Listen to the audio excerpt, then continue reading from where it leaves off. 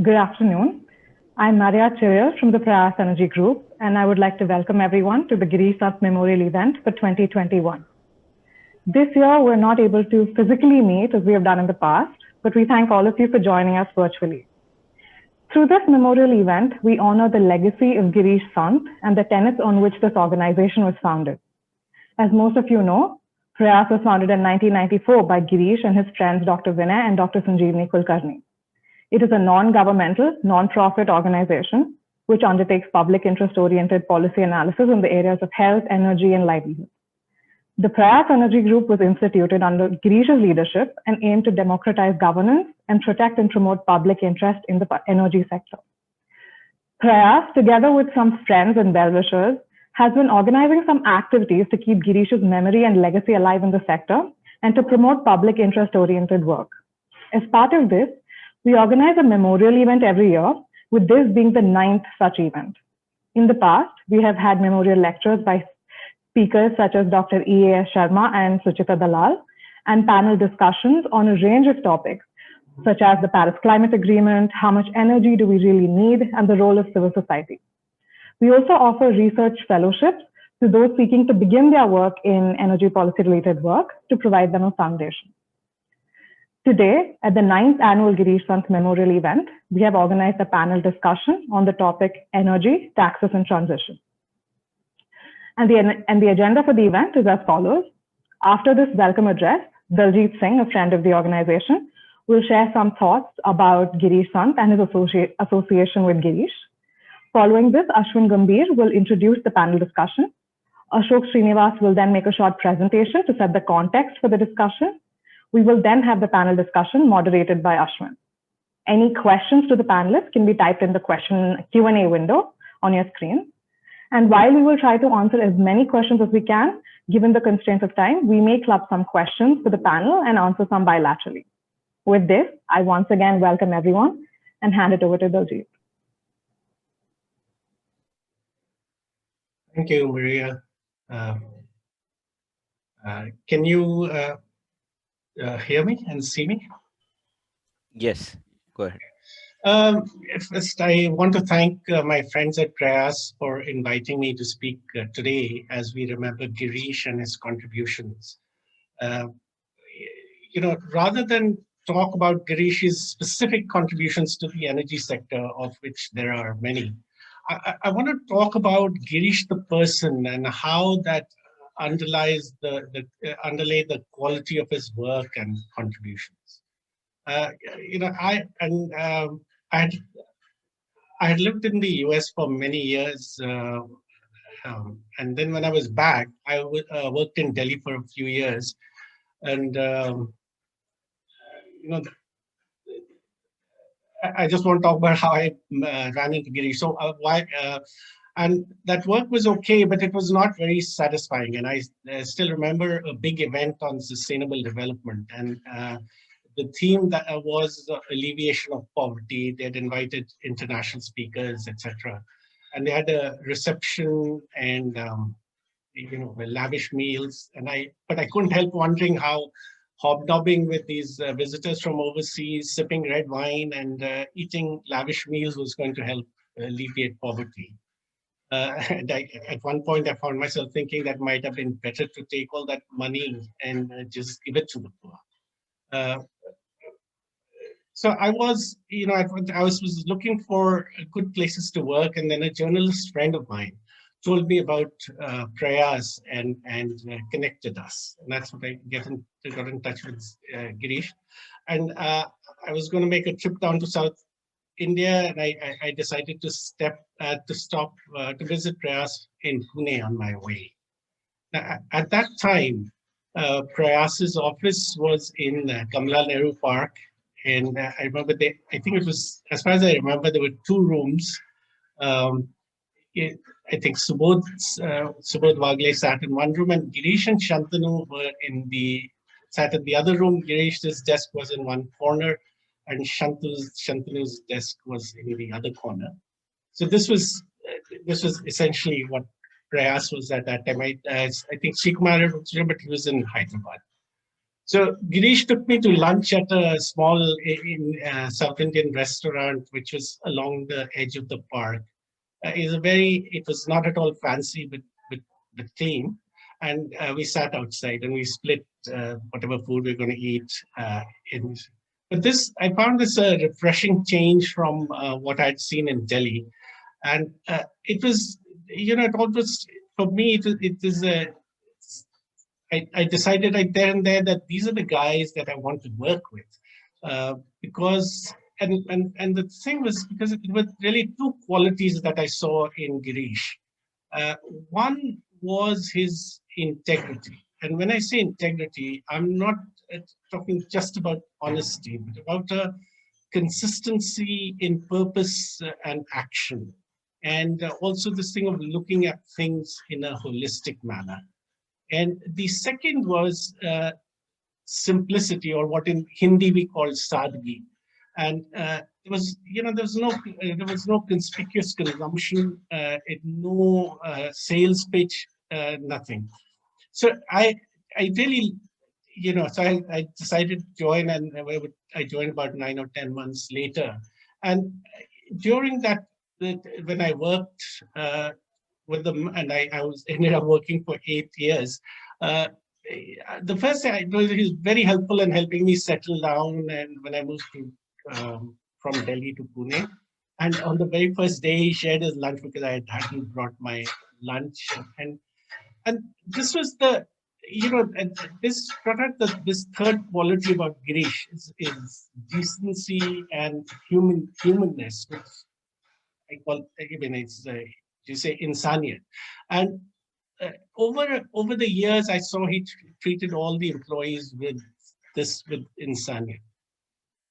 These three qualities of integrity, sadki, and insaniyat, they really influenced Prayas's work while he was heading it. But also, I find that Prayas still bears that imprint after he's gone. And you see this in various things. One, there's a lot of emphasis in Prayas's work on promoting public participation in governance. And the other thing I noticed then and I notice now, is that there's a focus on having the work be connected to people. This need to have your feet on the ground. And I think Prayas is one of the few institutions that publishes its research in several of their products in Marathi and Hindi.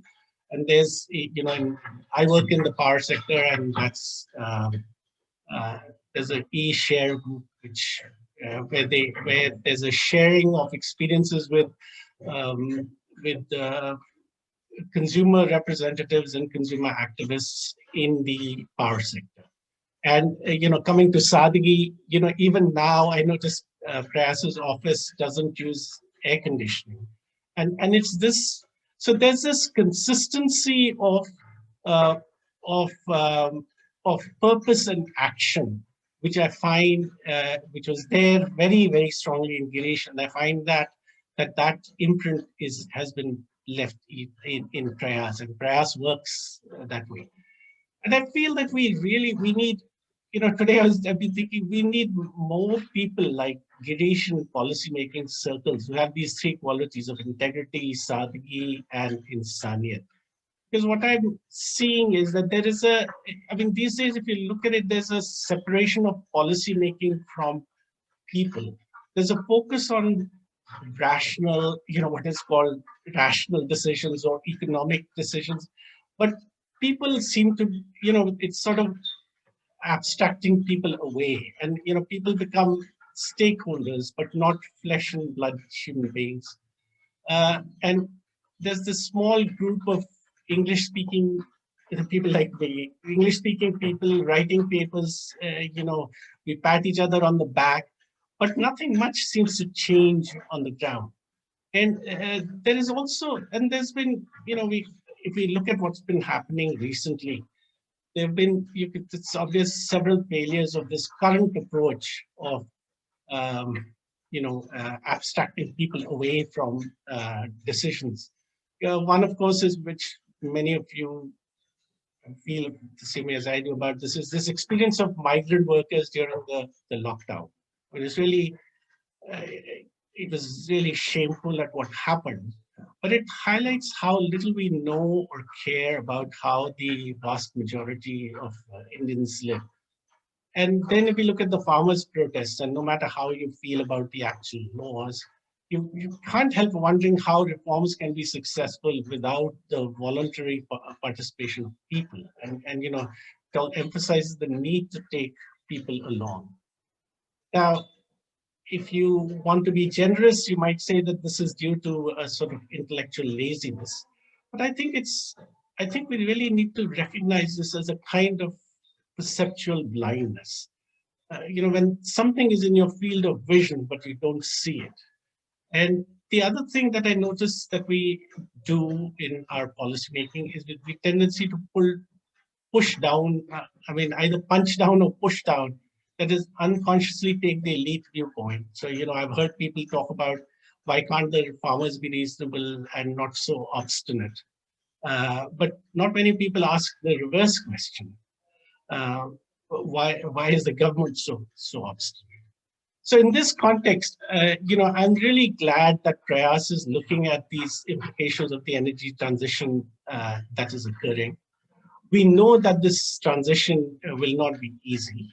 We already, we have an example that the government's been trying to relocate people in Jharia. And Jharia, as you know, there's a sort of low-level fire under the town. The coal is burning, and the government is trying to relocate people, but it's not able to do so because it wants to relocate them to a place where there's nothing to do. So even the small piece of the transition is being so difficult. So we can imagine how difficult this will be. But I'm sure that Prayas will address this issue consistent with Girish's legacy. Sadhgi is already a part of how Prayas functions. But I'm sure that there will be, that whatever studies, etc., they will do it with integrity and insaniyat, as Girish would have done. And they will look carefully at the impacts, environment, people, public finance. And so I look forward to the panel discussion later today, and I look forward to hearing the views of the panelists. And I'll end there. And once again, I want to thank Prayas for inviting me to talk as we remember Girish and his contributions. Thank you. Over to you, Ashwin. Thanks a lot, Daljit, for sharing your personal thoughts and your journey with Prayas and with Girish as well. We all remember and take inspiration from him each day. I will now request my colleague Ashok Srinivas to make a very short 15-minute presentation, sort of context-setting background presentation for the panel discussion. It's 3:15, so we will have at least an hour and a half for a very rich panel discussion. So over to you, Ashok. Yeah, thanks, Ashwin. I'll just share my screen and then we can get on with this thing. I hope you can see the screen. Yes, we can. So, yeah, thanks, Ashwin. So, as Ashwin said, I will try and set the context for today's panel discussion. I realize that I am like, when you go to see a movie in a multiplex, you see those pesky ads which never seem to end before the actual movie starts. I realize that I'm a bit like that. Or you go to a rock concert and before the main rock group comes on, there are all these other groups playing local covers of songs which you have to sit through till you come to the main action. So I know we have a rock star panel later on for us to really discuss the issues on hand, but we thought it's important that we should actually set the context of why this topic is important to discuss in the first place. And we have recently published a working paper whose URL is there at the bottom of the slide. The bulk of my presentation today is essentially based on that working paper. So what I want to talk about very quickly is the two sides of this coin. Essentially, one is taxes and the energy sector. What is the role of taxes from the energy sector in the larger context of India's taxation? And the second is the energy transition India is going through, where we are, how we are likely to go ahead, and how these two pieces interact. So that's really what I would like to take you through today. So the taxation bit, as I'm sure most of you who have filled either petrol or diesel at a petrol pump know, that the energy sector is very heavily taxed. Depending on which city you live in, what fuel you fill, and when you fill it, the amount, of the amount that you pay at your petrol pump, anywhere between 50 to 65% would actually be going to the government in the form of some tax or duty or something, rather than as part of the cost of producing the product that you're purchasing. So, and it is not just one tax. There are various taxes that get levied on the energy sector. And we are not really experts in the taxation field. We are more energy sector people. But given our limited understanding of the energy sector and taxation, we have tried to estimate what are the kinds of different taxes that get levied on different forms of energy. And the table there is to give you an indicative idea of the different kinds of taxes that get levied. I think the interesting thing to note, really, rather than going into all the details, is that for many of the energy products which are in the rows of the table, many columns have tick marks in them, which means that multiple different kinds of taxes and levies are applied to various energy forms. And please note that this is only talking about taxes that are accruing directly from energy forms. We are not talking of indirect revenues that the government gets through the energy sector. For example, it does get dividends from public sector energy companies. It does get taxes from companies, private or public, working in the energy sector. It gets royalties and so on and so forth. We are not even looking at that. We're looking only at taxes purely, and that itself seems to be quite a big chunk. So how big a chunk is it? If you look at 1920, we have actually looked at figures for a couple of years in our paper, and they don't change much across the years. So I've taken 1920 as a representative year here. If you look at the top left graph, essentially it is saying how much do all the governments in India, which is the central government and all the state governments together, how much of their tax revenue comes from energy. And you can see that 18% of the energy of the taxes come from energy, which means about a fifth of all your taxes, 6 lakh crores out of about 34 lakh crores comes from energies. If you look at only the central government, the situation gets worse, which is the top right-hand corner. You see that almost a quarter of the central government's revenues, taxation revenues, actually comes from the energy sector. About 3.3 lakh crores out of 13.5 lakh crores or thereabouts. So it's as high as a quarter of the taxation revenues come from energy. States are fortunately less dependent on the energy sector, only to the tune of 13%, but 13% is by no means an insignificant amount of your revenue to depend on one sector for. So it's about 2.5 lakh crores out of about 20 odd lakh crores. So that's the situation if you look at overall tax revenues. Now, I just want to dive a bit deeper into where is the energy sector revenues themselves coming from. So if you look again, I've organized the graph similarly. The top left is talking about center plus state governments. You will see that in all the three graphs, irrespective of which graph you look at, it is the petroleum and natural gas sectors which contribute more than 80% of the tax revenues coming from the energy sector. So between 80% for states to 84% for the center, and 82% in all come from the petroleum and natural gas sector. So about 5 lakh crores in all, 4.9 lakh crores at a national level. Coal and electricity at a national level are roughly equivalent. Coal contributes about 10% and electricity contributes about 8%.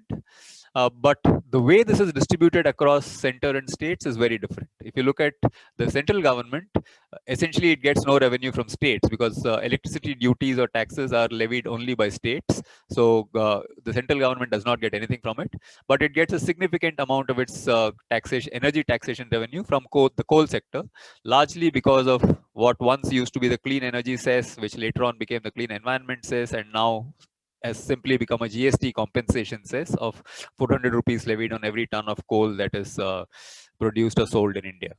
So on the other hand, if you look at states, because they have the freedom to levy the electricity duty, you see that 18% of their energy sector revenues, taxation revenues, comes from electricity.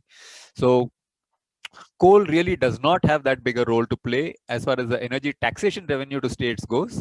But as the sub bullet there on the bottom left says, some states do depend on coal royalty. So coal bearing states, the states which are producing coal, do have a reasonable dependence on coal royalty, and that is something that we will look at in the next slide.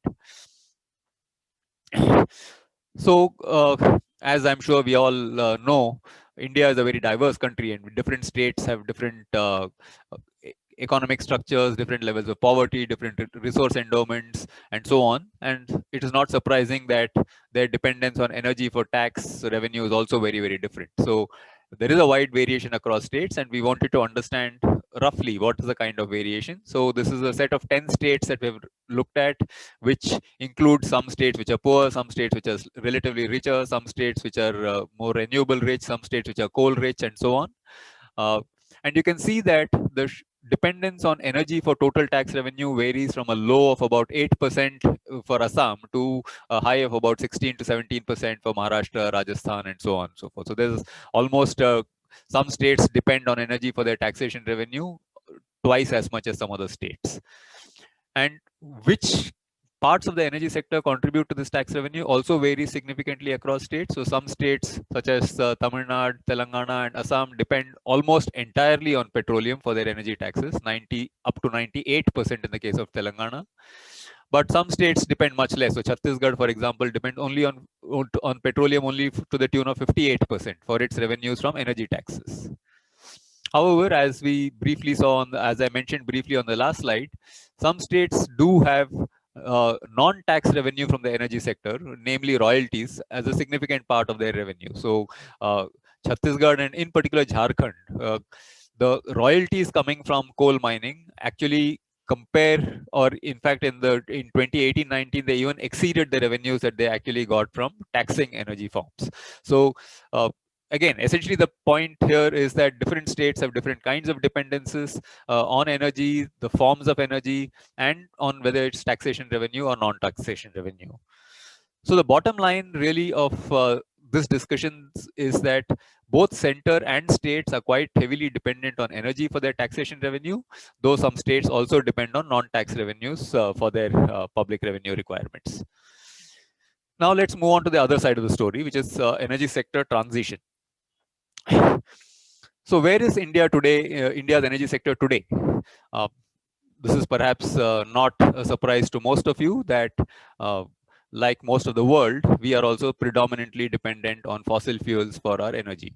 So the energy sector is dominated by fossil fuels. About 90% of our total primary commercial energy supply, that is, comes from just coal and oil. If you add gas, it goes up to 96 or 97%, and only about 4%, 3 to 4% of the total energy basket is non-fossil fuel based in the commercial energy basket. If you look at electricity, the situation is less fossil fuel dependent, but still predominantly fossil fuel dependent, because coal and gas together contribute about 80% of the electricity generation that we have. And non-fossil based sources contribute about 20%, with renewables being 8% and hydro being about 9%, roughly equal shares. So this is where we are today. But having said that, as Daljit briefly mentioned, we are already in the early stages of what may be called an energy transition away from fossil fuels. The first indicator of this is in the electricity sector. Electricity generation is the sector where the share of renewables is likely to rapidly increase compared to where it is now. As we saw in the previous slide, 80% is fossil fuel based. But this is likely to change because of changing economics and aggressive targets announced by the government. As many of you know, the government has said that we will aim for 450 gigawatts of renewable energy capacity by 2030. And today we are maybe at, I don't know the exact number, but probably around 100 gigawatts of renewable energy. So we're talking of about a 4-fold increase of renewable energy capacity in the country. And as the graph below shows, over the last few years, renewable energy based capacity addition has far outstripped coal-based capacity addition. The green bars represent renewable energy capacity addition, while the whatever golden bar represents coal-based capacity addition. Till 2016, as you could see, coal-based capacity addition was much more than renewables, but after that, renewables has raced ahead. Corresponding to this, we have also seen some interesting announcements by various states and power generating companies that they are now not going to encourage coal-based generation. As those news clippings on the side show you, NTPC and Tata are two states that have done so. A set of states, two companies that have announced that they will actually be putting coal on the back burner and moving towards greener forms of generation. Interestingly enough, some states have also made similar announcements, of which I find the announcement right on top, which doesn't mention the name of the state, but it's an announcement by Chhattisgarh, which I find the most interesting, because Chhattisgarh is one of the coal-rich states of the country. And that state has said that they will not be building new coal-based power plants. So these are, in a way, indications that the transition is well underway in the electricity sector. Similarly, another sector that is poised for transition, perhaps not as fast as the electricity sector, is the mobility sector, where there is significant policy push to move towards electric mobility through policy incentives and so on, as well as through changing economics as the price of storage falls and technology improves. And as the headline there at the bottom shows, even manufacturers are obviously waking up and taking notice of this, saying that our future, we are going to bet the future more on electric vehicles than on fossil fuel based vehicles. In addition to this, as many of you might have heard in the recent budget statement that the finance minister made, there is an announcement of a new, what is called as a green hydrogen mission, which essentially looks to promote development of hydrogen, which it is hoped will be one of those cleaner fuels which will help move towards non-fossil based energy sources for, let's say, the industrial sector or other kinds of sectors which are today harder to move to. And green just says that we will be producing the hydrogen. The source of the hydrogen itself will be green sources or renewable sources. So essentially, this is again an indication of the fact that we as a country are moving towards greener economy, and the transition is going to pick up. Why is the transition happening? I just want to very quickly spend a little bit of time on this. And the first driver for the for the energy transition is, of course, economics. I have shown two graphs below, which are not strictly comparable to each other, but the idea is more to give you a sense of what is happening rather than to exactly compare the numbers across the two graphs. The one on the left is telling you how the price of coal-based power has been changing over the years. The one on the right is telling you how the price of solar tariffs, the discovered solar tariffs, have changed over the years. And you can clearly see that while one is on the way up, the other is on the way down. And this is also expected to happen for other forms of renewables such as wind, as well as for critical technologies such as storage, which will enable integration of more amounts of renewables into the electricity system. Similarly, as we briefly saw in the last slide, transport sector is also likely to see such a economic change which will drive the transition. In addition to the economic drivers, of course, we have environmental drivers, which is really, in a way, I would say, the root cause of why this transition is taking place. So, as we all know, India is among the countries with the worst air pollution records in the world, and this is a serious challenge that increasingly is being recognized as a serious public health challenge. And two of the contributors to this air pollution challenge is essentially coal-based power generation, which contributes a lot to particulate pollution in the areas around coal-based power generation, and fossil fuel-based transport, which makes the air in many of our cities and outside not so good to breathe. In addition to the air pollution challenge, there's also challenge regarding water. As a recent study by WRI showed, 40% of our thermal power plants are located in highly water-stressed areas, and thermal power plants themselves require quite a bit of water to produce power. So there's a mutual reinforcement of the stress. Running a coal-based power plant leads to water stress because it's consuming water and in an already water-stressed country. And as has increasingly started happening in summer months, we see that generation of power from coal-based plants is getting affected because there is no water. So these two are mutually reinforcing each other in terms of the stress levels. And finally, of course, we have the climate change, which is the international climate environmental challenge, to which again fossil fuels are the single largest contributors, and therefore that's another driver for us to move away from fossil fuels. So all these things, essentially the economic and environmental drivers tell us that the transition away from fossil fuels is inevitable. So now where does this leave us? the first part of the presentation, we saw that we depend hugely for our taxation revenues on fossil fuels. And in the second part of the discussion, we saw that we are moving away from fossil fuels, and we have to move away from fossil fuels for various reasons.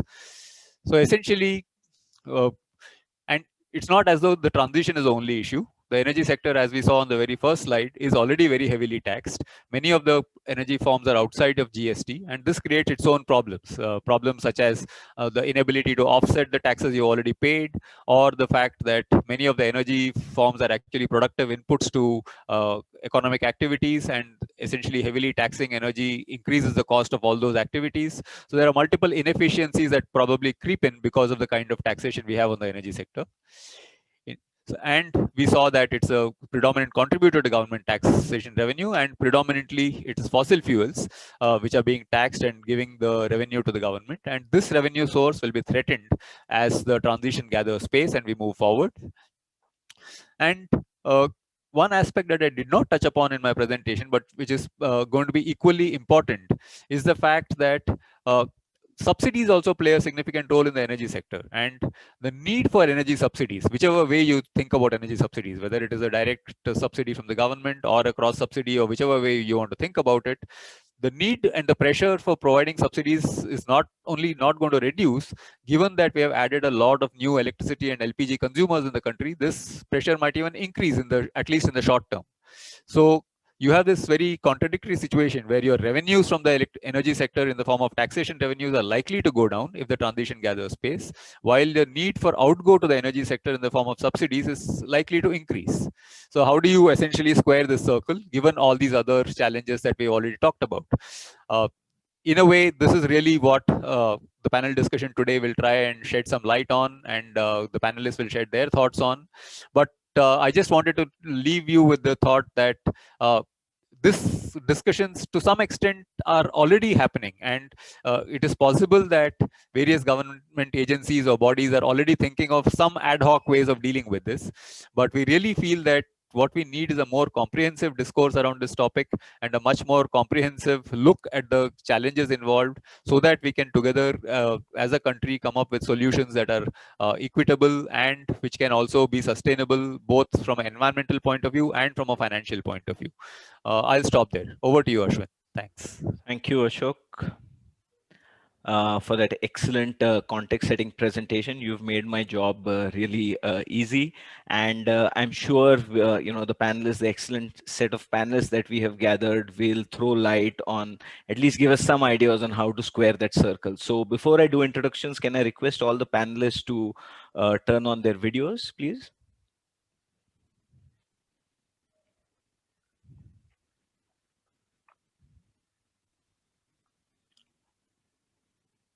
Thank you.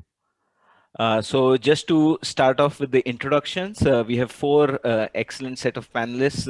Dr. M. Govind Rao is an expert in public finance and is the advisor, Center for Public Policy at IIM Bangalore and a counselor at Takshashila Institution. He's a non-resident fellow NCAR, and he was also a member of the 14th Finance Commission. He has been a director of the NIPFP from 2003 to 13, and also a director at ISEC Bangalore earlier.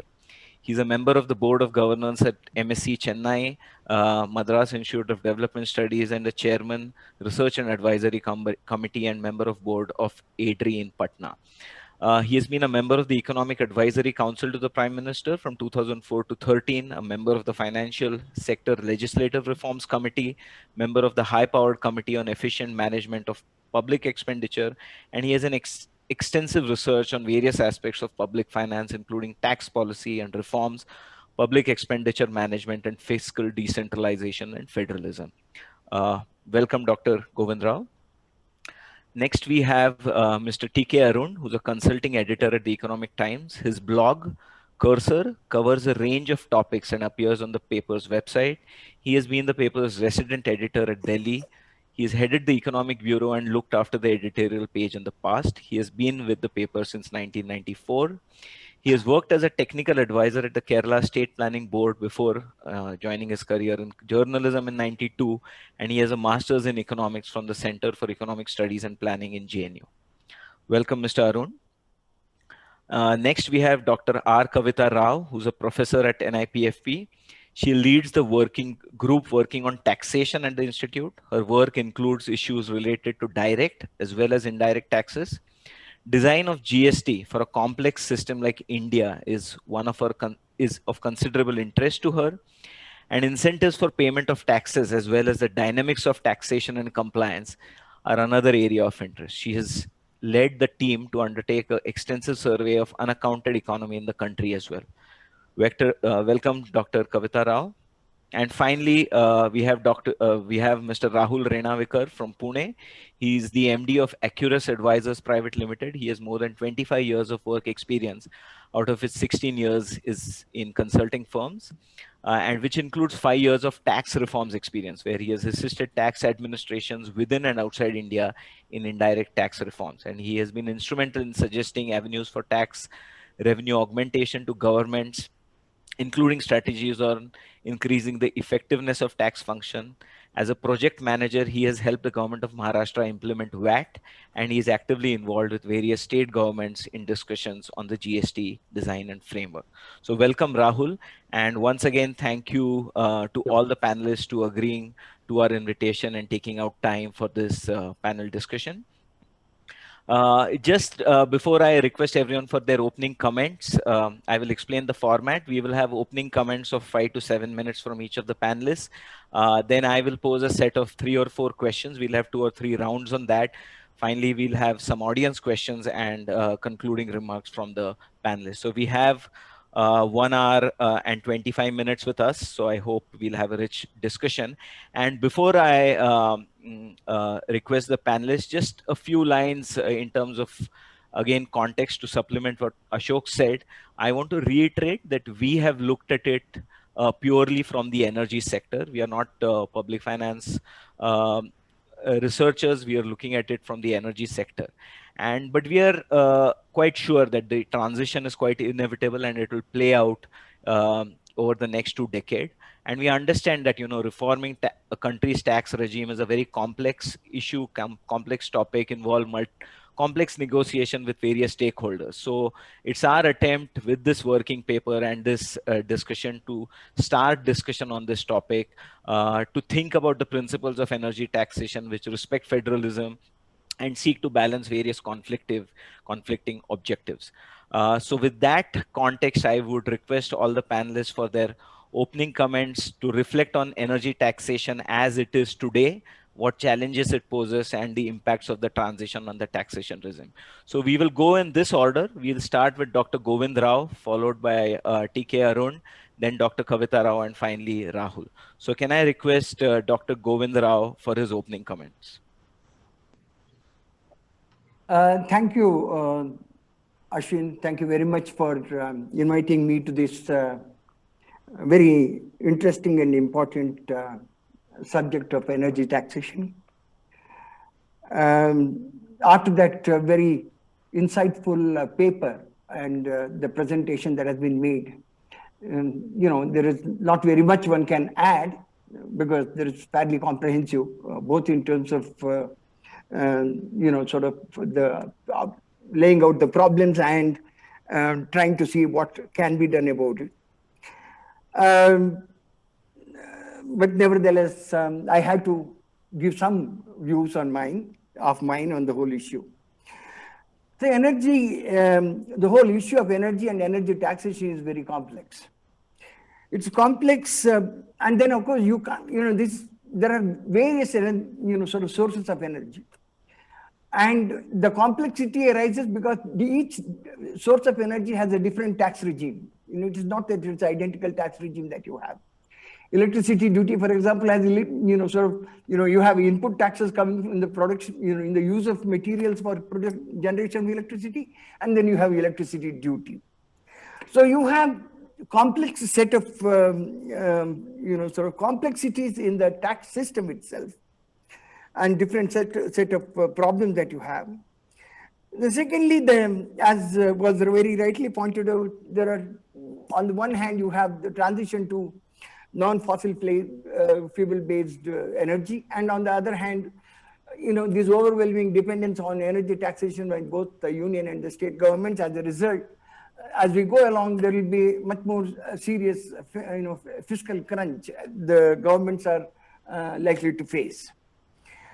Now, so you do have this major issue.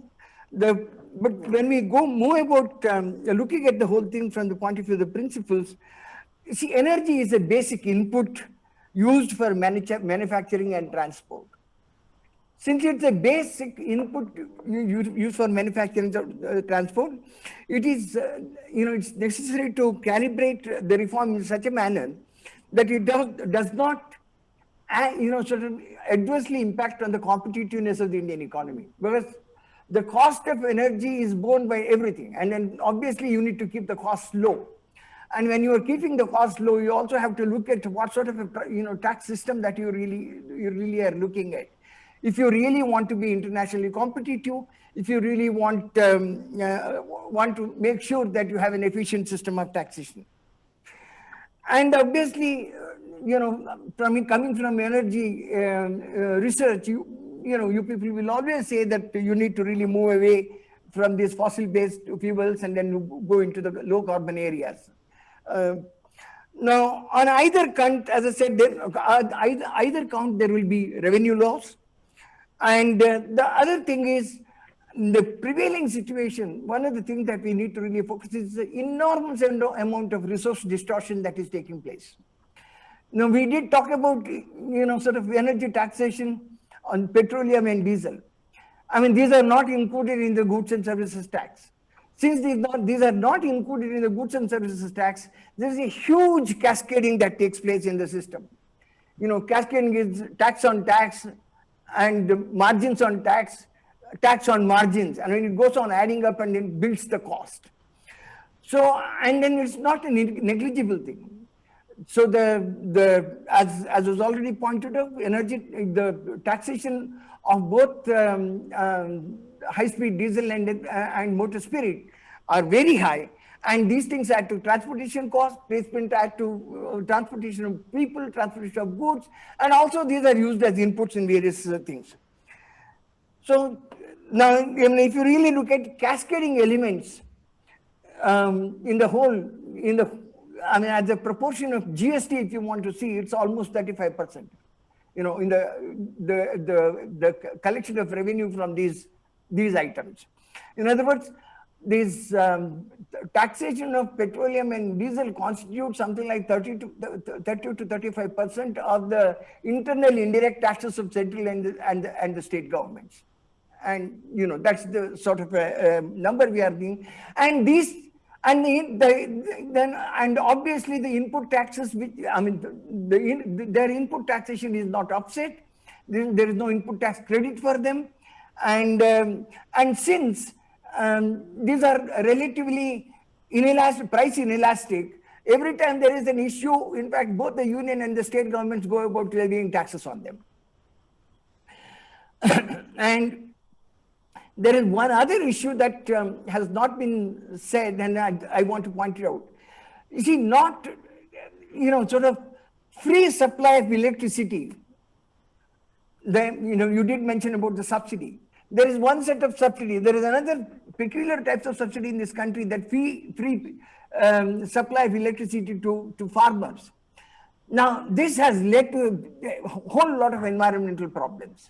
In Punjab, the amount of subsidy given into the farm sector through free power supply, and in fact they give subsidy to the consumers, farmers, industries all the while. It constitutes something like 12,000 crores in a year, and in Tamil Nadu it constitutes something like 7,000 crores a year. So you do have whole lot of problems arising from that sort of a thing. In other words, you need to look at the entire energy sector in much more comprehensive sense. Obviously, how do we move about? The GST will have to be brought into, the petroleum products will have to be brought into within the ambit of GST.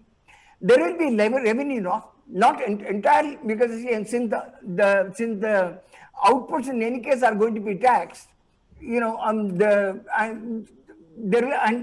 will not be, the revenue loss will not be as much as what they are collecting now, because the GST will, numbers go up a little, particularly when you sell, sell it to the final consumers. Obviously, they would have to pay the GST.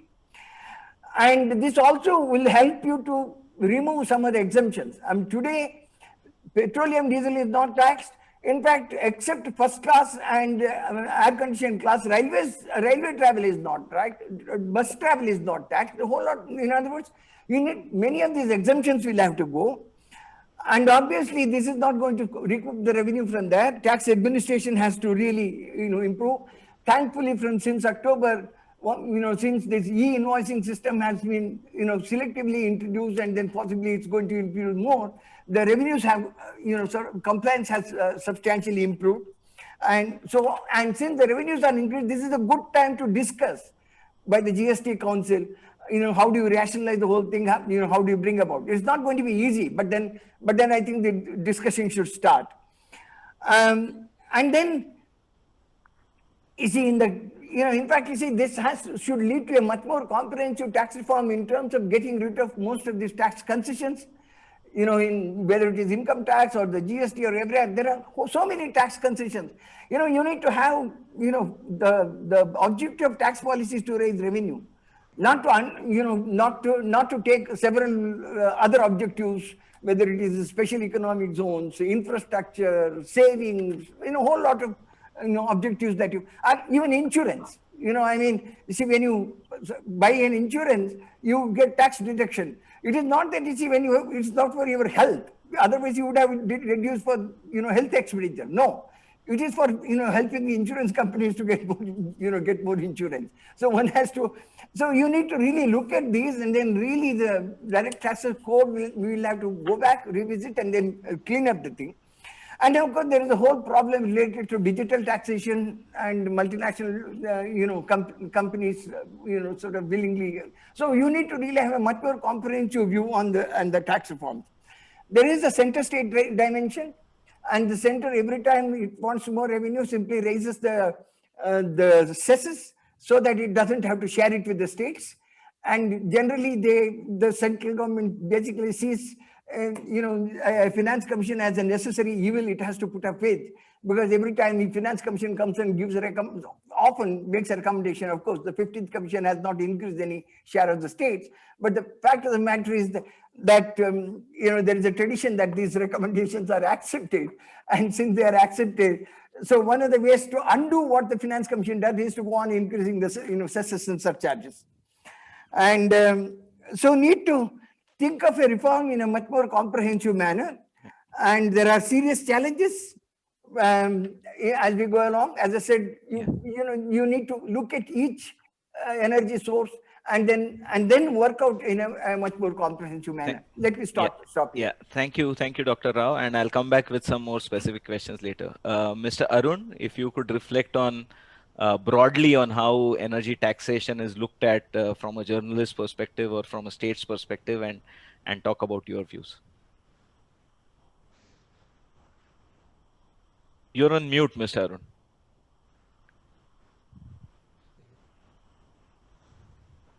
Yeah.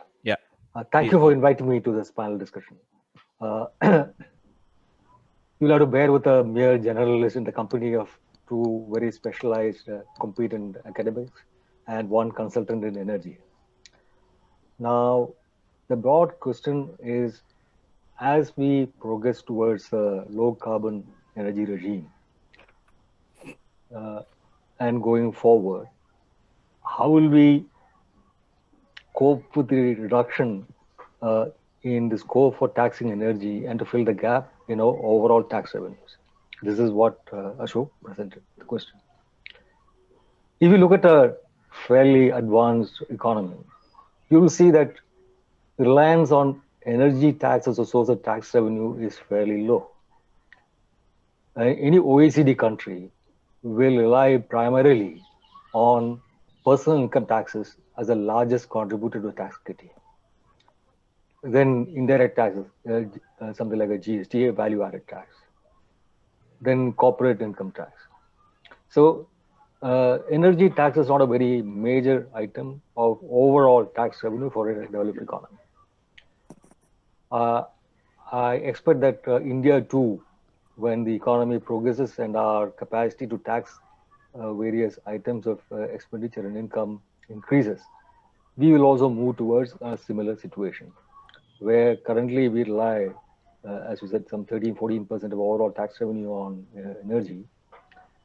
Incidentally, Ashoka's slides showed Rajasthan earning zero revenue from royalties. That was a little surprising because our largest domestic oil find is in Rajasthan, and it should be yielding a fair bit of royalty to the state government. That is right. Now, how the energy transition will take place will determine how our ability to tax and our tax proceeds on this will come down.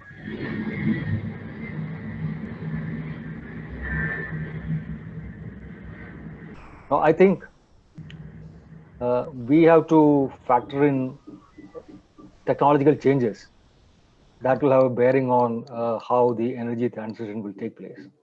I don't think it will be a static linear projection of how things are today. For example, as we move towards greater use of electricity as a source of energy in transportation, that will mean a very big change in our reliance on other fossil fuels. Now, how this electricity is produced is the largest issue. Now, I think there will be very dramatic changes in the electricity generation scenario over the next 10, 12 years. For example, let me give you a possibility. This might not happen, but it is strictly within the realm of possibility. Today, China has some 20,000 kilometers of UHVDC transmission lines, ultra, high voltage direct current transmission lines, which are capable of transmitting large quantities of power with very low loss during transmission. Suppose we are able to summon this and deploy this technology to transmit power across continents. Suppose you can generate solar power in the Sahara Desert and transmit this power to India in a different time zone, so that you'll be able to meet peak demand for power in the evening by solar power generated in the Sahara. Who knows? This is entirely possible. And I think one area that people don't pay sufficient attention to is power generation through nuclear fusion. It has been so long such an attractive prospect in the future. People think that it will forever stay in the future. The major challenge in power generation through nuclear fusion has been the ability to contain the high temperature plasma where the thing takes place in a controlled fashion. There is no material which can hold this hot plasma. So it is held in a magnetic field. Till now, the ability to regulate or control a magnetic field to hold this plasma has been constrained by your inability to deploy sufficiently advanced algorithms in how the magnetic field fluctuates and how your electric supply should be regulated to generate the sufficient degree of control.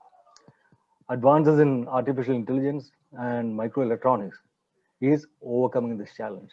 So I would not be completely surprised if we see a big change in electricity generation by this step change in our ability to master nuclear fusion. Then again, today we use extensively induction motors. Now there is another kind of a motor called a reluctance motor, which consumes 30% less energy. Mr. Arun, it would be, since the audience is more of a generalist nature, maybe it would be better, if you would reflect more on the taxation aspect. Yes, I know. We definitely take your point that it's not going to be linear and there are tremendous technological advances that can disrupt it.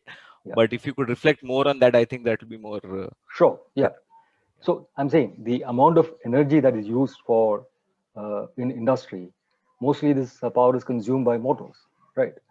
And if the power that is consumed by motors is reduced by 30%, if you shift from induction motors to reluctance motors, again, that will be another shift in the way you change your energy paradigm and the amount of energy that will be consumed altogether, and the scope for taxing energy in any particular fashion. So, relying on energy taxation as a major source of your tax revenue is not a viable position in the long term, especially because your cost of energy is going to go up as you transition to a larger share of renewable power in your overall energy mix. Anywhere in the world, the larger the share of renewable power in the overall energy mix, the higher the cost of power. This is because right now there's no mechanism to store the intermittent power that is mostly renewable power. And when that happens, the system has to pay for the capacity utilization of regular base power, which is essentially mostly thermal power. So you have to pay the cost of the thermal power, whether you use that capacity or not, while you also bear the cost of the renewable power. So till we reach a sweet spot where you are able to have large-scale storage of power, you will keep raising your overall cost of power as you integrate more and more of intermittent renewable energy into your total energy mix. Therefore, when the cost of power goes up, if your economy is to remain competitive, your ability to add a layer of heavy taxation to your energy and still be globally competitive in economics, goods and services production would be very hard. So energy cannot be continued with persisted with as a major source of tax in any case. Then how will the economy survive? Where will the economy get other taxes? Now, India's overall tax collection as a proportion of GDP is something like 16.5% of GDP. The OECD average is something like 34%. Now, there is no way India can progress as a country without collecting more tax and raising the share of overall tax collection in GDP. And the biggest facilitator, enabler of raising your tax collection would be systematic analysis of the audit trails generated by GST. When in GST, the very nature of that tax is that your inputs is supplied by somebody, you sell your output to somebody else, and there is a complete documentation of who you buy from and who you sell to, and what is the value you have added in this process. And therefore, if you follow your GST audit trail properly, you will collect not only much more indirect tax, but also locate your direct tax base. Because GST is a value-added tax, and value-added is a sum of gross profits plus wages and salaries. So once you are part of the GST network, you cannot hide either your gross profits or the total amount of wages and salaries you have. The ability to hide the number of employees you have by employing contract workers and not showing them on your muster rolls, etc., all these things will actually go away.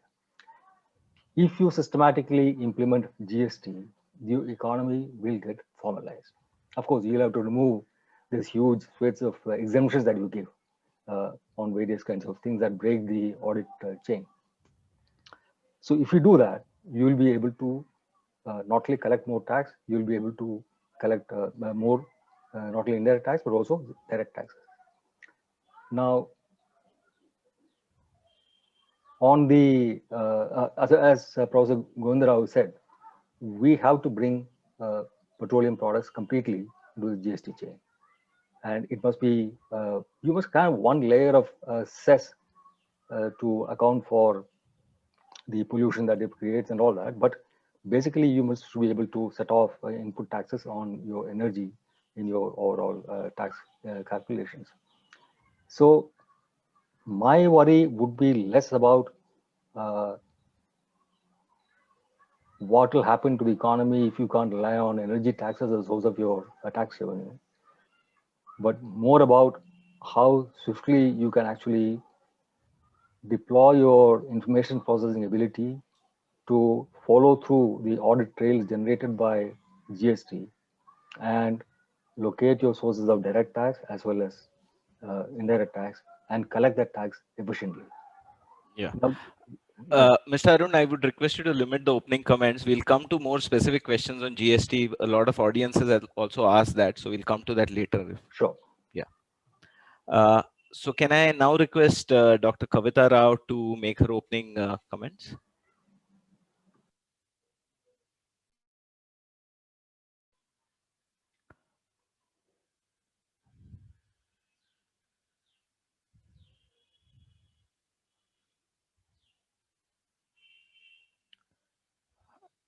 Dr. Kavita Rao, could you begin with your opening comments?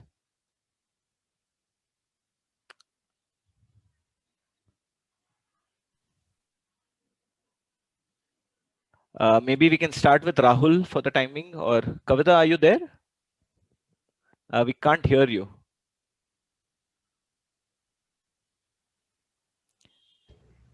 Yeah, can you hear me? Please go on. Yeah, we can hear you now. Yeah. Thank you very much for inviting me to this very interesting discussion.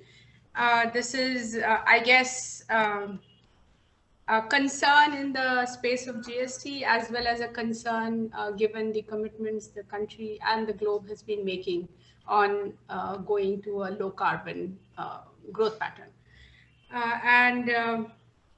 While I have sort of worried about the GST part of the discussion off and on, I think I would like to take a completely different take for a few minutes on the energy space, and especially in the context of transition. The discussion on GST historically has been positioned in a space where we are talking about a stable tax regime, or a design for a stable tax system that we can reach and keep unchanged for a reasonably long period of time. We are not necessarily addressing the issue of transitions into and out of major structural changes in the economy.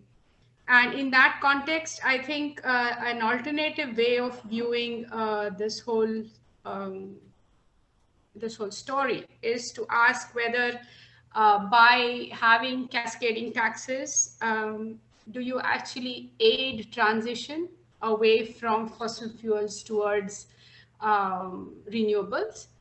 Is one question that we should be asking ourselves, and therefore not necessarily dumped if that is our broader goal. The second question to ask is, if we do want to support a transition and to support just transitions, do we need resources in order to be able to finance investments in activities which generate employment? And given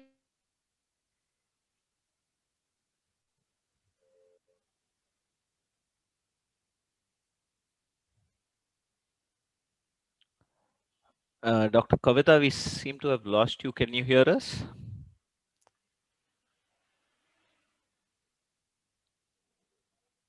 capacities. Hello?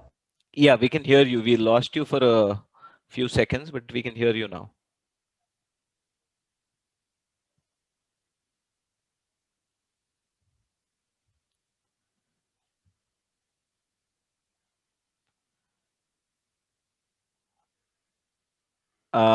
I don't know if there's a issue with the internet, but you seem to be coming in and out of the call or the voice. I have no idea why. Yeah, we can hear you now. You can continue. Okay. So the question that I'm therefore trying to ask myself is, with moving away from coal or petroleum-based sources of energy, can we use the additional taxes that we raise on these segments in order to provide a cushion for the government to finance the transition in segments so that employment and other issues are taken care of? So then the question is, what do we lose and what potentially are we going to gain? What is the net loss? The transition away from coal is likely to see a substantial reduction in indirect taxes because renewables don't have inputs, whereas coal was always an input. So fossil fuels were inputs on which taxes were levied, whereas for all the renewables, you have capital expenditure more than recurring expenditure. So that's one place where you're likely to lose revenues. The second, on corporate taxes, I would assume that one source would be substituted effectively by another source, and therefore you should get some compensation from corporate taxes on renewables as against corporate taxes on fossil fuel based companies. The third segment will be on personal income tax, and there, since renewables have much lower levels of employment compared to everything else, you have a shortfall. Presumably, the bulk of the employment in coal sector is not necessarily in the tax-paying brackets, and therefore the PIT may not fall so much, but incomes in the economy do get redistributed. So that is the third component. And if you look at royalties, the royalties are clean net loss. Now, and that says that you need to find some other ways of bridging this gap. One way of bridging the gap is to say that you have everything taxed at a standard rate with some cesses thrown in here and there. So the exemptions and that whole story that we've been hearing about from Dr. Rao as well as Mr. Arun holds good. But in addition to that, I guess I see the importance of having some kind of an energy budget, sub-budget in governments, where we have a clear demarcation of what are transitory resources which can be used for augmenting capacities, which get separated out from the general flow of resources on which government should learn to depend on. The other issue is for states like Chhattisgarh and Jharkhand, which depend substantially on royalties as a source of revenue. There is need to be looking at more planning kind of exercises where, since it's not simple to ask new investments to just happen in these states and therefore assume that employment is taken care of, I think a mini planning exercise of some kind is necessary for them to find the resources going forward to bridge these gaps. I'll stop at Thank you, Dr. Kavita. And finally, we'll go on to Rahul. Yeah, thank you, Ashwin. I hope I'm audible and I'm visible too. So yes, thank you for inviting me. And it's a challenge actually, after all the preliminaries have spoken so well on all the issues, and Arun's presentation was brought on. Just 2 points I just want to mention as an opening remark. One is that the heavy dependence on energy, I mean, as far as the taxation is concerned, I think time is now opportune for the government to think about beyond energy, in the sense, is every sector of the economy contributing to the exchequer? That's the bigger question, I think, should be put across. We are, 75 years post our independence. There are many sectors, such as, say, rich farmers, agriculture is still out from taxation, and if we continue that way, I don't think we have everybody contributing to the exchequer. That is point number one. Point number two, as Dr. Govind Rao also said, that the petroleum products have to be brought under GST. Actually, we all know, who are witness to the way the GST developed for the last 16-17 years, and finally we got something which was simple but yet very complex.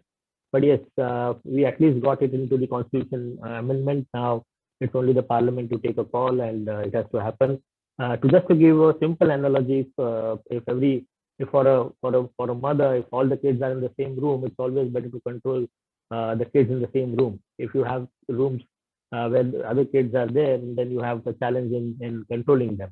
So from that perspective, you can always have one tax on everything, and we have seen that across the globe in federal countries that I have worked and advised. It's quite simple, and I'm with Dr. Kavita Rao when she says that there has to be a stability in the taxation regime, whether it's energy or otherwise. So to my mind, Ashwin, I think this is a good start. I think we are still crawling as far as the transition is concerned. In Europe, it's galloping. The electricity and other sources, as nuclear power, what Dr. Rao was also mentioning, or Mr. Arun was mentioning, that I think that has taken a very leaps and bounds, and we are still catching up. So it's a good time to start to think about how do we want to tax energy sector going forward. That's what my opening remarks will be. Thanks a lot, Rahul, and thank you everyone for your opening comments. We have 50 minutes for a few rounds of questions and audience questions.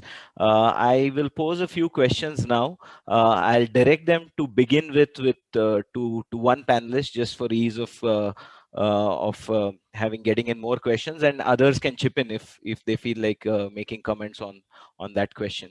So the first one is a rather broad one, difficult one to answer in full, but I'll start with Dr. Kavita Rao. Just even forgetting the whole issue of transition, keeping that aside, but looking at energy taxation in general and or taxation in general and energy taxation in particular, and you have multiple objectives that governments are trying to meet in terms of taxation and revenue. You have trying to keep government revenues afloat, keeping the share between center and states and federalism, respecting federalism, encouraging the transition by pricing negative externalities or carbon taxes. But you also want to keep energy affordable to end consumers and also as inputs to productive parts of the economy. You want to avoid cascading taxes. So you have multiple objectives, and it's, as Ashok ended his presentation, how do you square the circle? There's no easy answer, I understand, but if you can throw some light on how you would think about this, starting with Dr. Kavita Rao.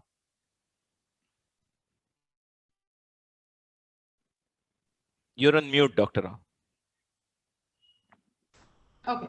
I would think you want to do a comprehensive GST with fewer exemptions, augmented by a cess or a surcharge on all the polluting fuels. So I would look at it as a two-part tariff. The first part is to ensure that there is consistency across the economy. You have a stable structure which stays there for some time to come. The second part is to take care of the negative externalities, etc., etc., etc. It also takes care of potentially disincentivizing the consumption of these fuels. That I would think is one way to square this, which is not very specific.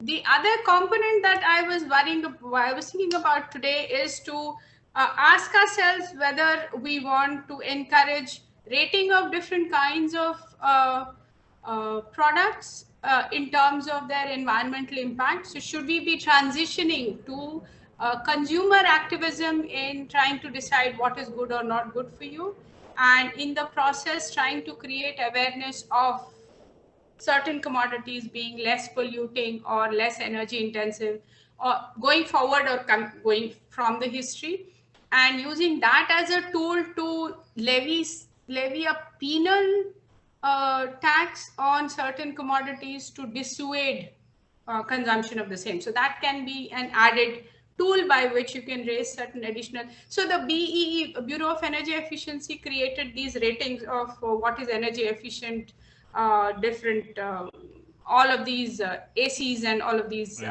white goods. That is a tool through which you can potentially think of encouraging 5-star versus 3-star and ensure that people move away from high energy to low energy uses. Historically, we have had other tools of having an explicit carbon tax or incentivizing investments to reduce emissions and so on. So those tools we have tried to work with at some point.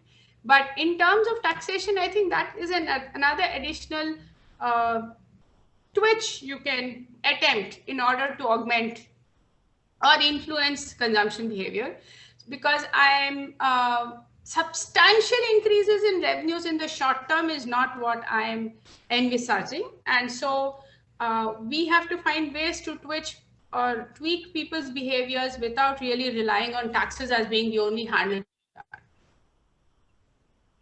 If that answers your question. Yeah, thanks. It was good to hear that, because we had made a very specific recommendation on 5-star ratings on appliances, exactly what you said. So it's good to see a similar thinking. If anyone else wants to come in on this question. Let me just briefly say, can I? Yeah, Mr. Govindra, and then I think Arun also wants to say. Now, there are just a couple of things. One is, of course, I talk about the stability in tax policy, stability. See, GST is still evolving. Stability comes once you do your reforms and then set your things in place. And with the type of input taxation, that's going on, with the type of this thing and the amount of non-competitiveness it adds to, I think, it's time that GST is brought into the whole scheme of things. Now, should you have a green tax on top of GST? Now, that's the question. Then you have to ask a question whether this encouraging transition to non-fossil based fuels should it be the objective of tax policy, or whether there are other instruments to do that. Now, because whichever way you do it, if you are able to separate out final consumers with input, sort of the people who use it as an input, then that's okay. But then if your additional taxation is going as a cost to the increasing the input cost to the producer, that creates an additional problem, and there should be some other ways of dealing with some other instruments, because tax policy cannot deal with everything under the sun. You need to really know that tax. I mean, the more you do it, more complications you create, more avenues you create for evasion and avoidance. The other thing is that you actually need to broaden the tax system. Our tax GDP ratio, as was mentioned by Arun, is just about 15.5–16% of GDP, and for the level of development this country has on average, if you see cross country regression, if you work it out, you should be having at least 19% of GDP. Now, I mean, therefore, the point is we need to really look at the tax policy in the general sense, rather than trying to just fix it only for energy. Thank you, Mr. Rao. Arun, do you want to? Yeah. See, the ability to use the price of energy as a way to regulate consumption depends on a functional energy market. Today, in large parts of the country, industry and even consuming households rely upon electricity generation by diesel gensets or some other ways, because there is no power available from the grid. So the cost of power for them is in any way distorted. The power that you get from the grid would be substantially cheaper than the power you get from running a diesel genset. Now, unless you have a system where you can have reliable grid power, your ability to influence your consumer behavior or industry behavior through the cost of the power that you supply, into which you will build your green cells, etc., is lost. So I think that is the first thing to have, that unless you stamp out power theft, which you patronize politically at the state level, unless you end this unmetered power consumed by farmers and open-ended subsidies, you will not be able to have a functional market for electricity. And unless you have a functional market for electricity, you will not be able to utilize carbon taxes or other energy taxes to modulate consumption of electricity and therefore consumer behavior. Yeah, thanks, Arun. We've seen a lot of audience questions on GST. I think that's on most people's mind. So just for the benefit of the audience, some who may not know, there are 6 energy products, 3 petroleum products, petrol, diesel, and aviation fuel, which are outside GST. Then you have natural gas and crude petroleum. And finally, you have electricity, which is out. So there has been a lot of talk within the policy circles of trying to get this within GST. And I want to start with Rahul, because he has worked with several state governments, as to, given the tax revenues are down because of the pandemic and the slowdown in economy, even otherwise, do you think it is realistic politically that these 6 things will come under GST? And if so, the biggest pushback from states on what do you do on lost revenue. One proposal just to put on the table from some policymakers has been that you raise the effective level of GST for everything else, but you get this in GST, and this has the added benefit that your manufacturing becomes more competitive because you will have IGST on imports apart from the customs, and so there's a differential. So just wanted your take to start off, Rahul, and then Dr. Kavita can also come in. How feasible is it? How good is it, or how realistic is it for GST and energy products? Yeah, thanks, Ashwin. I think it's not going to be easy for sure. That much I know. Given the pandemic issues and the state finances are in pressure. Of course, the center is also. But there are two things I want to really highlight here. From 1st of January 21, we have this new kind of incentive given to exporters of goods, which is called RoDTEP, which is remission of duties and taxes in exported products. Basically, these are the money given to the exporters of goods to compensate them from the cascading which we are talking about, that is the diesel, petrol, VAT, excise and electricity duty sitting on their products. Now, it's been almost 3 to 4 months that the government, the Ministry of Commerce is still working out the rates, because these rates will be different for different industries. Now, one has to look at all your value chain, your input side, output side, and come with a number, and that is applicable to your category of products. Now, this was all avoidable if all of these products were under GST. That is point number one. Point number two is basically you can still protect your revenue. It's not that you can't protect your revenue if these products are under GST, by simply you have blocking of input tax credits, which has been a very large kind of a tool in the hands of the government to protect revenue. So obviously, if you have, say, for example, GST paid on motor cars, today not everybody is available, is eligible to get a credit out of that. So one can protect revenue. It's not that it can't be protected. I think it has to be more about political will rather than anything else. And of course, the guarantee that the states would want, obviously we all have seen what has happened in the GST compensation cess delay and all of that.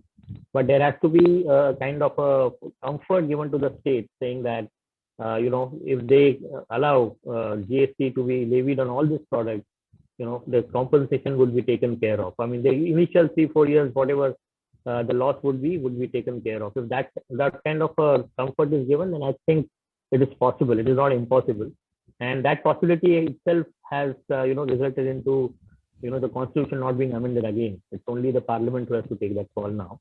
So that's about it. As far as the energy taxation is concerned, Dr. Kavita Rao, if you want to add to what I have said.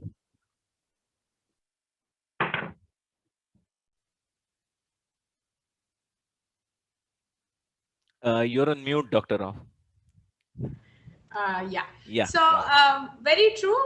The level of taxation on energy sector is so high that simply incorporating it into GST actually results not just in loss because of a reduction in rate of tax, but also because of the substantial input tax credit that would get claimed.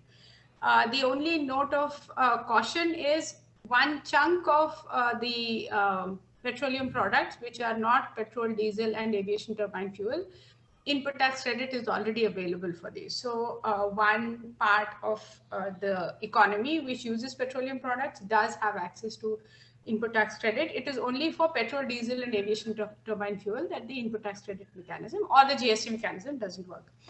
So if we are hoping for center and states to bring this into GST without having any additional levies in the nature of a sin tax, then we are looking at substantial amount of revenues to be raised, as your numbers were indicating. At least 18% of revenues need to be raised in order to find the money to compensate for what the states and the center have been getting historically from petroleum taxes in the form of indirect taxes.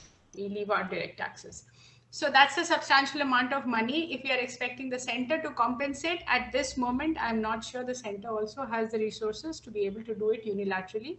So the other option is to say, let us increase the rates of tax on everything across GST. And if we are not sure about the recovery of the economy as yet, if we are not sure, we have emerged out of the shock to the economy from the pandemic and the decline in rates of growth historically, then whether we want to step in and do higher rates of tax is the question that we need to answer. Okay, thank you. I briefly. Yes, please. We have to be looking at the whole issue in a medium term. In the immediate context, there is so much of a trust deficit.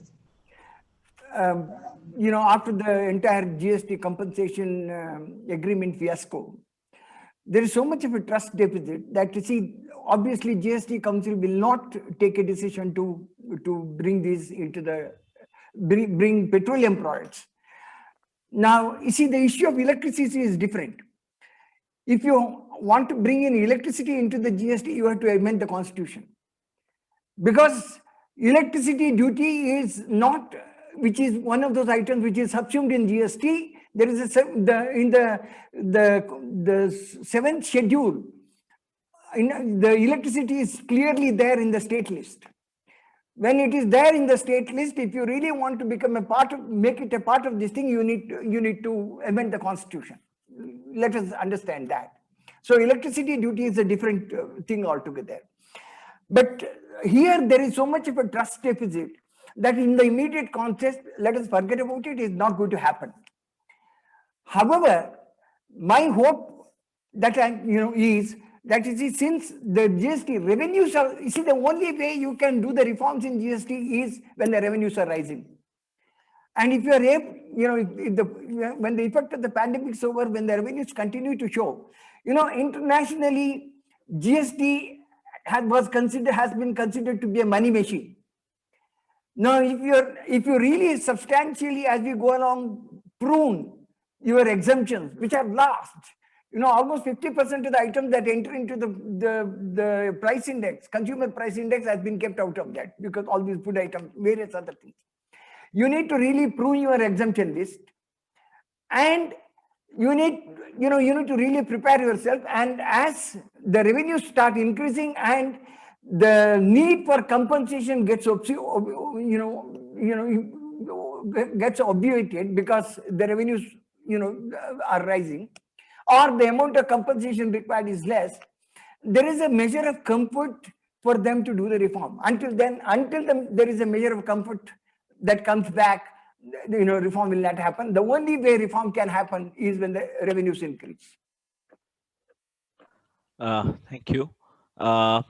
Moving on, the other point that you mentioned, Dr. Govind Rao, about the subsidies in electricity, while the cross subsidies, from our analysis, we see that have really come down, but the subsidies, yes, they have gone up because the costs have also gone up. And we see a potential loss of revenue. So does anyone want to comment on what possible solutions on the overall taxation? What is the role of direct taxes in all this picture as well? Or should we limit, what energy indirect taxes are just to the indirect taxes? Does anyone would want to comment on this issue?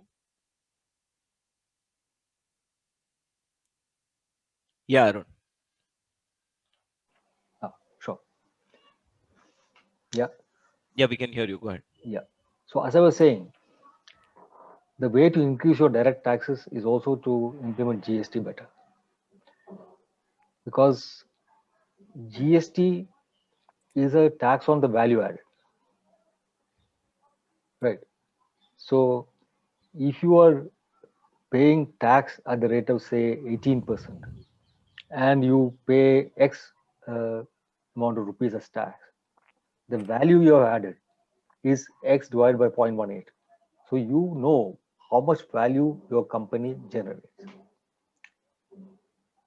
And the value added by a company, and this is an economic identity, breaks down into two items: the gross profits and wages and salaries. Return to capital plus return to labor. This is the sum of your value add. So this is an automatic check on whether the company is evading its direct tax liability. Of course, you can make your gross profits less susceptible to tax by bringing in depreciation, bringing in various kinds of amortization, etc. You can try to reduce the amount of gross profits that is liable to tax, but there is only so much of accounting generally you can do. Plus, if you are paying so much of compensation to employees, that compensation must show up as a personal income of your employees, which is again liable to tax. So if you implement your GST properly and remove all the exemptions that break the audit trail and complete the link, you will be able to collect large amounts of both indirect tax, that is GST, plus your direct tax base will expand substantially. And once you, I mean, plus as Dr. Govindarao indicated, as the economy's level of income progresses, there is a shift towards higher and higher collections of personal income tax. Your ability to tax goes up dramatically when your incomes go up. So you'll find that in an advanced OECD country, the bulk of the tax you collect is actually personal income tax. That is also because companies don't pay tax, or they manage to do significant tax planning and reduce their tax liability. So currently the world is trying to reduce base erosion and profit shifting by multinational companies. So this OECD-led effort to end what is called base erosion and profit shifting, BEPS. India is also part of this, and if we can do this effectively and collect the tax that a company should pay from the value that is added in each jurisdiction, it should be possible to substantially increase your corporate tax collection as well. But even the base for that ultimately is implementing your GST thoroughly, which will help you identify what is your direct tax base. So, and you have extensive data analytics capability, which you must employ to find out where your taxes are getting leaked. And if you do that, you will increase both your direct taxes as well as your indirect taxes without raising tax rates. Thank you, Mr. Arun. Anyone else, or I have one or two more questions before we go to audience questions? We have half an hour left. No, I just want to say that what Arun mentioned is, one is, see, this linking of GST number with the PAN, helps them to link. And then with that, it throws up quite a lot of data. And big data analysis should be able to help them to identify the potential sources to improve the enforcement. That's one. And the second thing is, I think we really have to think about this whole rationalizing the tax exemptions and concessions. There are too many of them, and huge amount of money is lost. And in removing them has two important things. One is, obviously, the revenues will improve. The second thing is, it simplifies the tax system. And when it simplifies the tax system, obviously the litigations will be much less. And a huge amount of money is accumulated in terms of arrears, because of the litigation. This is the second. And the third thing is, in fact, Kavita and Sengupta did some work on agricultural taxation. Obviously, that is a taboo. But the basic issue is that, you see, now that the corporates are coming and agriculture is going to become a business, at least in the medium term, you should start thinking of how we can do it. The first way to do it is that, there are people, or there are, sort of companies which actually show in the income tax return what their agricultural income is, in order, they claim exemption, but for determining the rate structure. In fact, that is shown. Now, if you show that, and if this union government has an agreement with the states, saying that we will levy the tax on that at a particular rate, and then actually the money we will distribute it to you on the basis, on the basis of where the thing has happened. This is a recommendation which made by the Vijay Kelkar committee way back in fact, to say, I had suggested it to the committee at the time when I met them, and they made this recommendation, and then obviously there was a huge uproar in the parliament. But the basic thing is, some point or the other, when the agriculture has to become a business, you've got to think in terms of, at least when the corporates are getting into this, it is not that the small farmer is being affected. Small farmers are all coming within the exemption limit. But it's really the big farmers that are this thing. That's something. And finally, the taxing the multinationals, we'll have to find a way. OECD has its base erosion profit shifting thing, but then much more needs to be done on that. And this equalization levy which they have done is one of the ways. But, they have started it off. But then there is, the new ways, the e-commerce or, sort of digital transactions. How are you really going to catch them? And there's always a race between the tax collector and the taxpayer. You need to really, they will have to have a strengthen the tax administration to win the race. Right.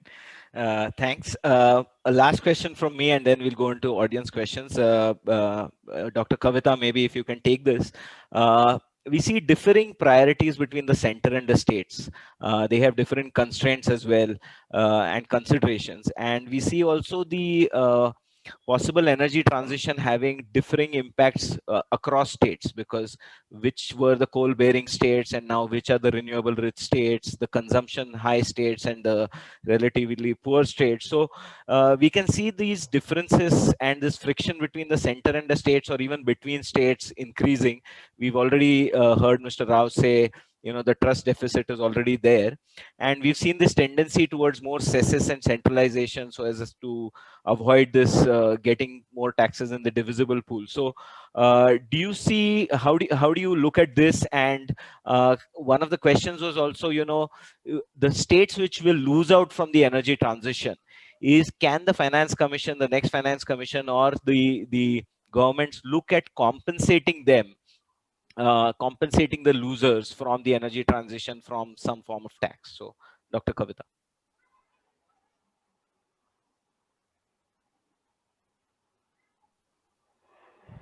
Unmute. So this is a big omnibus question. What I would say is that there is need to look for ways of augmenting the sources of revenue available to these states which will lose in the transition. By trying to make it a source of compensation, you can handle a short-term fluctuation, but you cannot enshrine long-term rights into a compensation process. A compensation process tends to be a short duration process. It helps in a transition. So if we want to work on that, it is important for the state governments to have a clear agenda of where they expect the new sources of revenue to get generated from, and work to ensure that those activities develop. So that can be a transition plan. Just trying to say we need to be compensated because my royalty on coal is lost is actually a bad bargain, because you will get compensation for 4 years. It will get fixed in nominal terms, and in real terms, you have a fade away. So you have to find ways of compensating for economic activity, not for the taxes alone. That is how I would look at it. Thank you. We'll go on to a few audience questions now. There is. Could I just add something to that? Yeah, Arun. Briefly, if you can, please. Briefly, yeah. So it also depends on what kind of a transition you have. Suppose you are able to produce natural gas from coal, methane through coal gasification. Then obviously you will use both coal as well as you will transit to a low energy transition. And this is not wild imagination. Wild imagination is actually converting coal into natural gas and then splitting that natural gas into hydrogen and carbon fiber. That is, and some universities have done that. It might get commercially possible, might not, you don't know. So I'm saying, so technology will play a role in designing the shape of your transition, and that will also determine which state will lose out or might not lose out from the transition. Yeah, thanks. No, I just want to add one more thing. Yeah, please. There is an incentive problem in the whole system. You did mention about the Finance Commission. What the Finance Commission does is estimate the potential tax that the state is likely to receive in the next 5 years. And obviously, if in the transition, if they are likely to lose, obviously the taxable capacity estimate that they themselves would have would be lower. There is an automatic system of compensating, which means that there is no incentive for the states to go in for better things. You are making a projection of taxes based on a base, and then obviously what the potential things, what is likely to happen in the next 5 years. Taking the expenditure, similarly doing that, giving the tax devolution, and whatever is the difference between your gap between expenditure and revenue and the tax devolution given by way of revenue deficit grants. So the states are not losing. And if their states are not losing, they will not have an incentive. Yeah. You need to know this. Right. There's a question on, just moving on to slightly more specific questions. There's a question on, how do you look at safeguard, like there's taxes on imports? So like say you have solar being imported from China, and there's taxes on them to increase jobs within the country or to manufacture within the country. Is this the best way? Is this form of taxation the best way to create more jobs, or do you have a non-tax mechanism is a better way of manufacturing more in India or creating more jobs in India? Any comments on that? I would say that, you see, creating jobs through, sort of erecting walls against import is not the way forward. We did it until 1991, and that didn't help. The point is, you see, protecting the domestic industry to produce inferior materials at high cost because they have a protection from our imports. And, this is not really going to make the economy competitive. Now, you may see basically there is no incentive for you to innovate. There is no incentive for you to really put money on research and then, do better. For a short period, there is some this thing, in fact, the Chinese, what they did, they actually, for a short period, they did it, but then they copied it, and then they see what was happening, and then they innovated it, and they are selling it at a cheap price. Now, the point is, this permanent erection of the wall in order to protect domestic industry is only, taxing the consumers, because that consumers have to pay high price for inferior products. Yeah. Rahul, go on, Dr. Kavita. Yeah, the only thing I would like to add to that is taxes is not the only instrument you have, right? You can have easier financing available to people who want to invest in manufacture of solar panels, for instance. You can have various other technological support. So you can have a capital subsidy.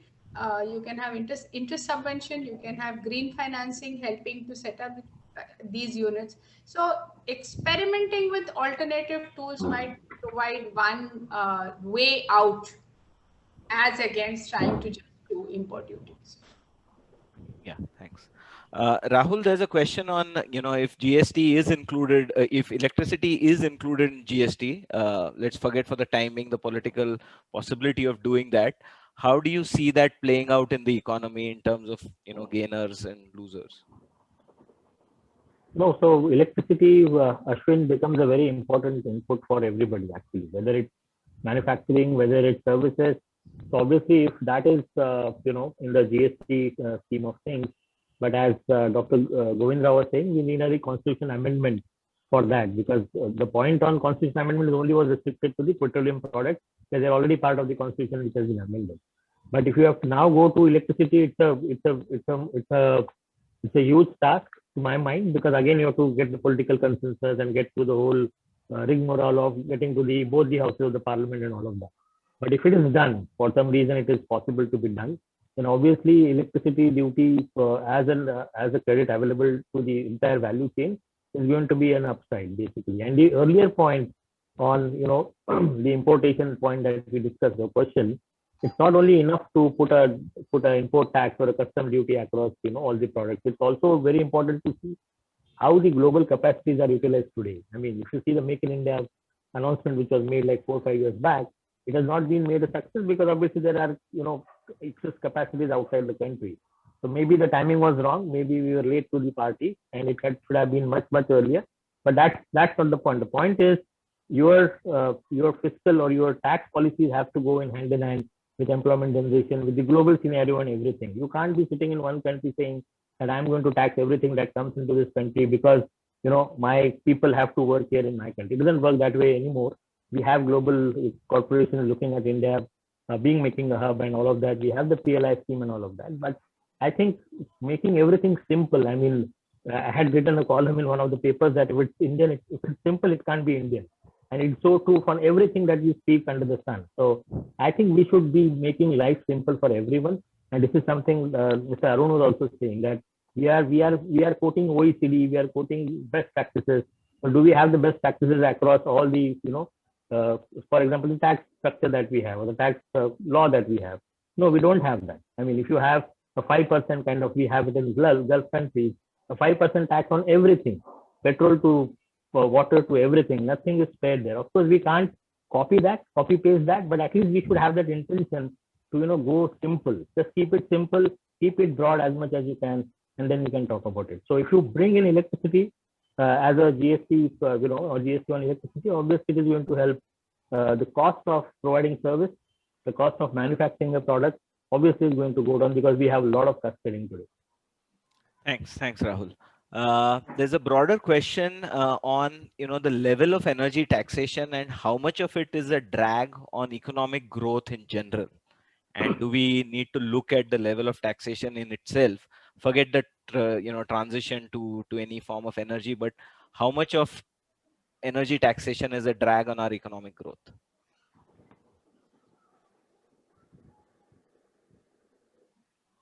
Anyone, Dr. Govind Rao or Dr. Kavita or? Well, energy taxation is a drag on the economic growth, surely. Now, the point is, that is one of the reasons why we are discussing the whole discussion is on that. Now, we do need to see, in order to make the economy competitive, you need to really move away from this energy taxation. That's why we are talking about that. And, that's one of the causes of non-competitive, so the economy being not very competitive. How well we will have to, how quickly we can do it, how well we can do it is something which we need to really look at it. Now, because see, as was mentioned by Rahul, electricity, when you tax it, at the end of the day, I mean, one, you don't get electricity properly. There are outages all the time, because you have not made sufficient investment in the distribution, transition and distribution systems. And obviously the manufacturer has to have the backup all the time. He has to keep backup all the time, which is already increasing the cost. And that is mainly diesel-based backup, which means that is a huge amount of taxes paid on that. So, I mean, if you really look at it, I think, what is the type of cost that a manufacturer pays effectively is much more than just this tax that we talk about, because whenever there is an outage, he cannot afford to stop the production. Even in a place like Bangalore, you have hours and hours of outages happening even today. And all the discussion that we have we've done on sort of DISCOM reform has not borne fruit. And every time government comes up with a new plan and gives a new name, but nothing happens. Yeah. There's a question from Rohit Chandra on privatization, and I'll just read out the question. There seems to be a tension between the desire to privatize or liberalize various parts of the state-owned energy sector, but also maintaining high levels of taxation on energy. And so his question is, will the privatization agenda be hampered by the level of taxation or the kind of taxation? And what kind of future tax framework is likely to make privatization in some parts easier?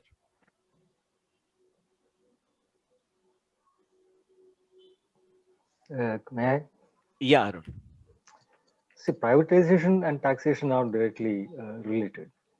The private sector will pay tax. The tax is added to the price that the private sector will pass on to the consumer. So that per se will not stop or help or hinder privatization. But I live in Delhi. I get electricity supply from a private distributor.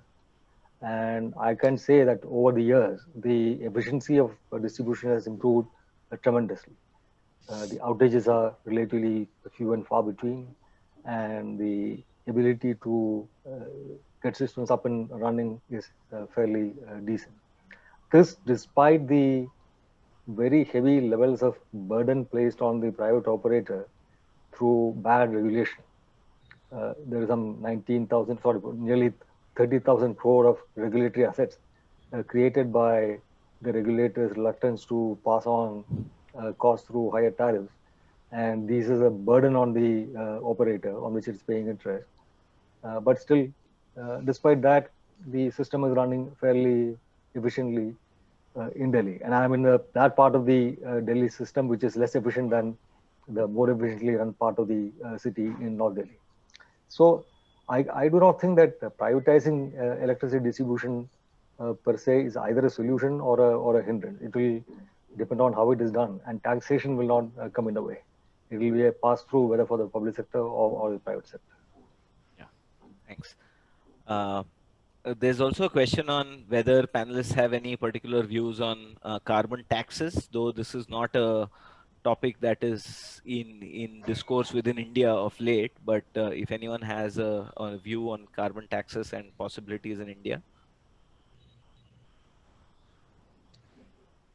I think trying to create one more additional heading does dramatically change the discourse on what we do or do not want. I guess the only question is whether you want to sequester the revenue so collected for a particular purpose or not. That was what the Green Cess was trying to do, and that is the only question on if you raise additional amounts of revenues by way of a carbon tax or assess, do you sequester that to do some specific activities, or does it just contribute to the overall general pool? At this moment, bulk of the revenues from the energy sector, fossil fuels, are all going into the general pool and doing what every other tax is doing. And to that extent, it doesn't really change very much in the way governments function. Yeah. Yes, Dr. Rao. No, actually, there is carbon tax happening. No, there is already a carbon tax existing. You may not call it that way, but it is already there. And basically, because you have been levying the taxes with the traffic and bear. Yeah, I mean, you have a huge COVID, the whole lockdown. No, but then there is one item. Of course, there are two. One is alcohol, and another is petroleum products. Yeah. Okay. One last question before we do very small few concluding remarks, because we are 8 minutes from 5 p.m. The 15th Finance Commission did recommend a direct benefit transfer as one of the conditions for the power sector for grants and aid, or for some release of funds from the center to the states, whereas recently the power minister said that in the Electricity Act amendment, the DBT framework has been taken out of it. So, do the panelists have any view on whether this is likely, this is a must or needed in the sector, or because there are also a lot of implementation issues that we have seen in DBT is not as straightforward as is seen or as made out by a few. Well, I mean, I'm not entirely sure, but I think this DBT sort of a thing is for eligibility for some sectoral transfer. Yes, for a sectoral power sector transfer. Yes, but then the government has not accepted the recommendation. Okay, now when the government has not accepted the recommendation, so obviously there is no DBT anyway. So I mean that doesn't come into the picture. But then the government did put it as a condition for availing loan, that additional 2% loan to the states. But as you rightly said, AC, I think that has been diluted. So DBT itself is a good thing to have. In fact, that is something which, there is a committee under Muntak Ahluwalia looking at the finances of Punjab. And I'm the one who not finances, the general reform in Punjab. And I'm the one who is looking at the financing part of it, finance.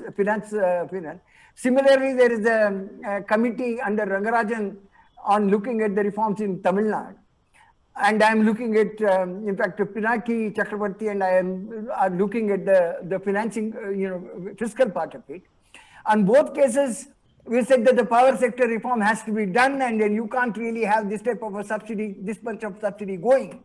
12,000 crores in, Punjab, and 7,000 crores in Tamil Nadu. And it comes to almost 1.5% of GSDP in Punjab. I mean, that's the volume of money. So we said that's not, sort of we have suggested, but the government has come up and then said that no, we don't want to change anything. I mean, this is where the problem is. I mean, and so is Tamil Nadu. So, I mean, so basically, when you are looking at whether it is a privatization, the earlier question that you're talking about, or whether it is this issue, politicization has become so important and so pervasive that it becomes extremely difficult for reform to undertake reform. Right. Okay, thanks a lot. Could I just supplement that? Yeah, very briefly, we have just 5 minutes left. The latest budget actually talked about prepaid meters. So if prepaid meters in certain localities or certain levels of electricity consumption, you can apply a different tariff. It will serve the same purpose as direct benefit transfer. Thanks. Thanks a lot. I really wish we had more time because there are a few more questions still coming in, but it's close to 2 hours. Thank you very much. We have 5 minutes left. I will request all the panelists to make one last concluding remark in less than a minute, the highlight or some takeaway message if they have for the audience, or one last message, and then I will sum up in a minute. So we can start with the reverse order in which we made opening comments. So maybe we can start with Rahul. Yeah, thanks, Ashwin. I think it's a good start, I must say. I mean, things are not going to be very easy, but at least the dialogue that Prayas is putting across to the policymakers, and yes, hopefully we should get to a better energy taxation whenever it comes, in whatever form, shape, and size.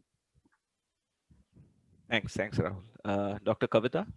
Yeah, I just want to say that positioning the energy taxation discussion in the context of transition, holding transition central to that discussion, I think is critical at this moment, because it's a window of opportunity to try and reposition the economy, both not just in the energy sector, but in other sectors of the economy as well.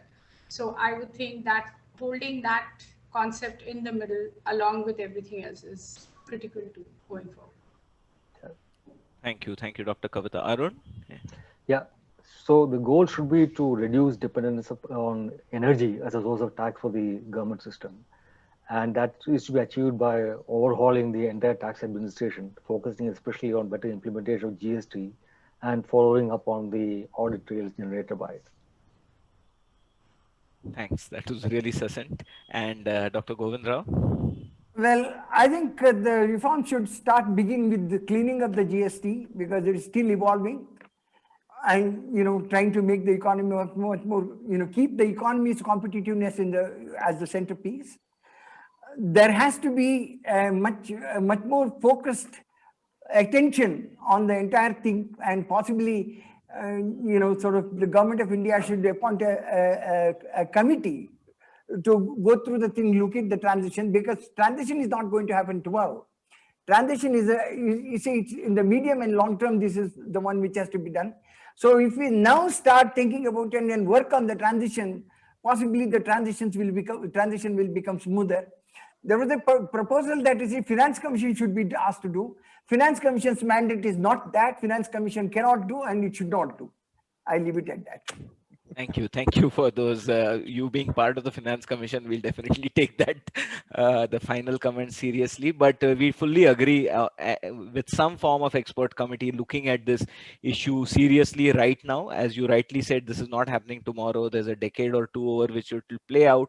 But it's always good to begin early, start discussions, given how much time we took with GST.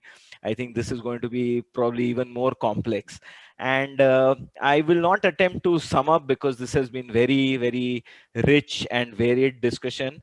But I would just like to say, coming from the energy sector, I think there is a need for the professionals or experts within the energy sector and experts within public finance and taxation in particular to talk more, to engage more, to collaborate more, because it seems like people are looking at the issue from their own sectors, and I think this is a very good start. we had over 150 participants in this discussion, shows the importance of the issue, shows the interest of people. And I think there is a long way for more engaged discussions to tease out possible innovations in tax, in energy pricing, and looking at reforms in the coming decade. So once again, I really thank all the 4 panelists for giving their time, for answering all these questions. And we will come back to you if on this topic in the coming ones as we continue and start our research on this topic. Thank you once again, and thank you to all the participants and for their questions as well. Bye-bye. Bye. Thank Thank you. you very much. Thank you. Thank you all. Thank you. Bye.